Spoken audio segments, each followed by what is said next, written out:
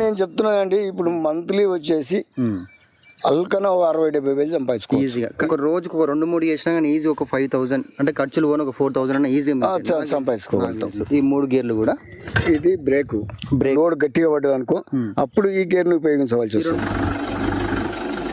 Bore lifting చేయడానికి మొత్తం ఇది పైపు లిఫ్టింగ్ చేయడానికి ఇది వాడతారు అన్నమాట. ఏదో తాగి తడిపి చేసే పనులు కావు.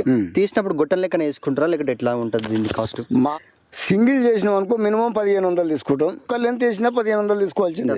ఎవరైనా సరే చేసుకోవచ్చు. యూత్ చేసుకుంటే కూడా చాలా కరెక్ట్ అయిన పని. ఇది వరకు ఆధారపడేది కాదు. ఇది కష్టం ఉంది, డబ్బు ఉంది, అన్ని ఉన్నాయి. అన్ని వచ్చేసరికి ఆ 10,000 కూడా తీసుకొని వస్తాను. ఇప్పుడు నాకు 60 ఏళ్ళ వయసు నాది. మీద ఆధారపడి ట్రాక్టర్ మీద ఆధారపడి ఈ మిషన్ అనేది మనకు రన్ అవుతుంది అన్నమాట. జాబ్ రాకుంటే ఈ వర్క్ ఎట్లుంటది వాళ్ళకి? గవర్నమెంట్ జాబే రావాలనేది ఏమని చెప్పండి. 4 నుంచి ఒక 6 లక్షల వరకు ఇన్వెస్ట్మెంట్ చేస్తే ఈ వర్క్ నేర్చుకోవడానికి ఎవ్వరు ఆసక్తి చూపిస్తారు. ఎవరన్నా యువకులు